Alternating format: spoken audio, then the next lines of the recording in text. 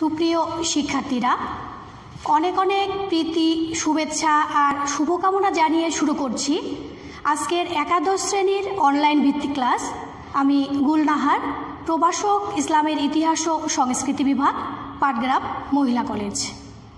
সুপ্রিয় শিক্ষার্থীরা, আজকে আমরা যে বিষয়টি নিয়ে আলোচনা করব সেটি হচ্ছে দ্বিতীয় পত্র, অধ্যায় দ্বিতীয়, দিল্লি সালতানাতের প্রকৃত প্রতিষ্ঠাতা হিসেবে সুলতান ইলতুৎমিশ। দিল্লি সালতানাতের প্রকৃত প্রতিষ্ঠাতা হিসেবে সুলতান ইলতুৎমিশ। তবে তার আগে আমরা জেনে নেব সুলতান ইলতুৎমিশের পরিচয় ও সিংহাসন আরোহণ সম্পর্কে। সুলতান ইলতুৎমিশের শাসনকাল হচ্ছে 1211 থেকে 1236 খ্রিস্টাব্দ পর্যন্ত। 1211 থেকে 1236 খ্রিস্টাব্দ পর্যন্ত। শামসুদ্দিন ইলতুৎমিশ তুর্কিস্তানের অভিজাত ইলবারি গোত্রে জন্মগ্রহণ করেন। তার পিতার নাম ইয়ালম খান। ভাতৃবিরোধের শিকার হয়ে শৈশবেই তিনি জনৈক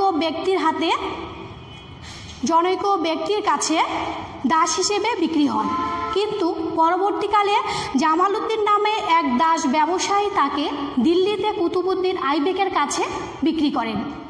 ইলতুৎমিশ ছিলেন সুদর্শন এবং যুদ্ধবিদ্যায় পারদর্শী সহ বহুমুখী প্রতিভার অধিকারী। তার প্রজ্ঞা, দূরদর্শিতা, বিচক্ষণতা, কর্মদক্ষতা ও বিশ্বস্ততায় মুগ্ধ হয়ে আইবেক তার নিজ কন্যার সাথে ইলতুৎমিশের বিয়ে দেন। কর্মজীবনে তিনি আমির-ই-শিকার বা গোয়ালিয়র দুর্গপ্রধান এবং বুলন্দ শহরের গভর্নর হিসেবে সফলতার সাথে দায়িত্ব পালন করেন। 1211 খ্রিস্টাব্দে সুলতান ইলতুৎমিশ দিল্লি সালতানাতের সিংহাসনে অধিষ্ঠিত হন। শিক্ষার্থীরা, তোমরা এই পর্যন্ত বুঝতে পেরেছ। এখন আমরা আলোচনা করব দিল্লি সালতানাতের প্রকৃত প্রতিষ্ঠাতা হিসেবে সুলতান ইলতুৎমিশ কতটুকু ভূমিকা রেখেছেন। দীর্ঘ 25 বছর গৌরবের সাথে রাজত্বের পর সুলতান ইলতুৎমিশ 1236 খ্রিস্টাব্দে মৃত্যুবরণ করেন। ঐতিহাসিক মিনহাজুস সিরাজের মতে ইলতুৎমিশের মতো এত পুণ্যবান, সদ্গুণ সম্পূর্ণ, দয়ালু ও বিদ্বান দরবেশদের প্রতি শ্রদ্ধাশীল নৃপতি দিল্লির সিংহাসনে আর কখনো আরোহণ করেনি। দানশীলতা এবং বদান্যতায় তিনি কুতুবউদ্দিন আইবেককেও অতিক্রম করেছিলেন। প্রজারঞ্জক সুলতান ইলতুৎমিশ নিজেকে আল্লাহর বান্দাদের সাহায্যকারী বলে পরিচিত করেন। সমসাময়িক শিলালিপিতে তাকে আল্লাহর রাজ্যের রক্ষক হিসেবে উল্লেখ করা হয়েছে। দিল্লি সালতানাত ও মামলুক বংশের প্রকৃত প্রতিষ্ঠাতা সুলতান শামসুদ্দিন ইলতুৎমিশ দিল্লি সালতানাতের একজন প্রকৃত প্রতিষ্ঠাতা ছিলেন। ঈশ্বরী প্রসাদ ইলতুৎমিশকে নিঃসন্দেহে মামলুক বংশের প্রকৃত প্রতিষ্ঠাতা এবং স্ট্যানলি লেনপুল সত্যিকারের প্রতিষ্ঠাতা বলে অভিহিত করেছেন। কুতুবউদ্দিনের মৃত্যুর পর সুলতান আরাম শাহের দুর্বল শাসনের সুযোগে ক্ষমতালোভী অভিজাত বর্গ, আমির মালিক এবং প্রদেশপালদের বিদ্রোহ, সিন্ধু, বাংলা ইত্যাদির স্বাধীনতা ঘোষণার ফলে ভারতে তুর্কি আধিপত্য যখন বিপদাপন্ন, সেই সংকটময় মুহূর্তে ইলতুৎমিশ সুলতান হিসেবে দায়িত্ব নেন। তিনি সাহস, দৃঢ়তা, বিচক্ষণতা, দূরদর্শিতা, কর্মদক্ষতার সাথে বিদ্রোহ দমন ও প্রতিদ্বন্দ্বীদের পরাভূত করে শুধু দিল্লি সালতানাতের অস্তিত্ব রক্ষা করেননি, বরং একে একটি সুদৃঢ় ভিত্তির উপর সুপ্রতিষ্ঠিত করেন। উদ্যমী বিজেতা সুলতান শামসুদ্দিন ইলতুৎমিশ একজন উদ্যমী বিজেতা ছিলেন। প্রচণ্ড শারীরিক শক্তির অধিকারী, সাহসী ও তেজস্বী যোদ্ধা সুলতান ইলতুৎমিশ বিজেতা হিসেবেও সমকালীন ইতিহাসে অনন্য খ্যাতির অধিকারী ছিলেন। নবজাত তুর্কি সাম্রাজ্যের অভ্যন্তরীণ সংকট সমাধান ও সংহতি বিধানের পর তিনি নতুন অঞ্চল জয়ের মাধ্যমে সাম্রাজ্যের সীমা সম্প্রসারণ করেন। কূটনীতিবিদ সুলতান শামসুদ্দিন ইলতুৎমিশ ছিলেন বাস্তব বুদ্ধি সম্পন্ন ও প্রগাঢ় কূটনীতি জ্ঞানের অধিকারী।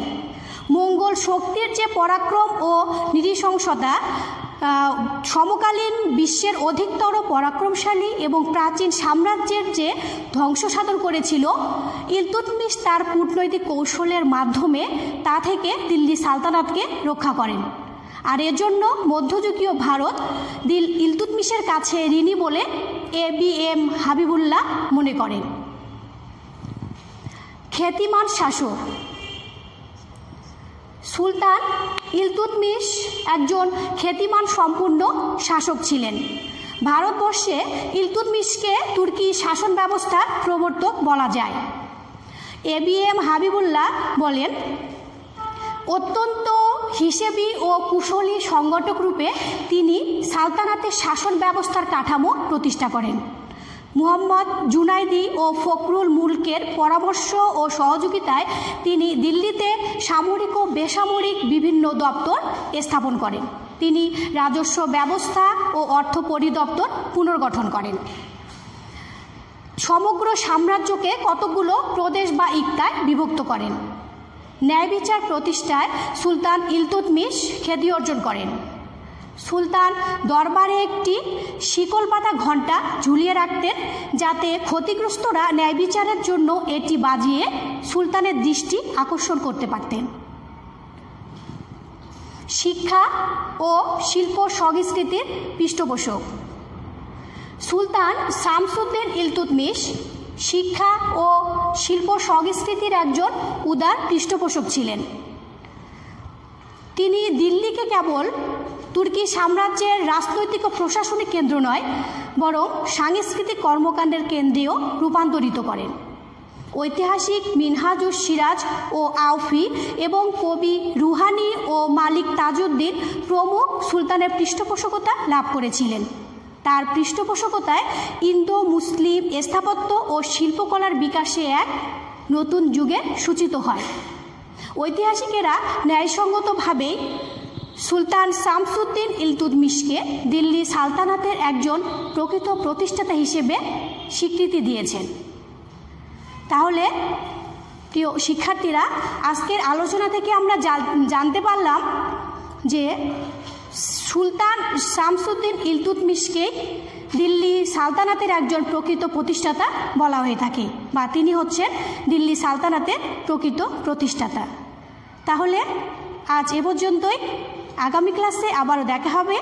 সে পর্যন্ত তোমরা সুস্থ থাকবে, ভালো থাকবে, নিরাপদে থাকবে। ধন্যবাদ।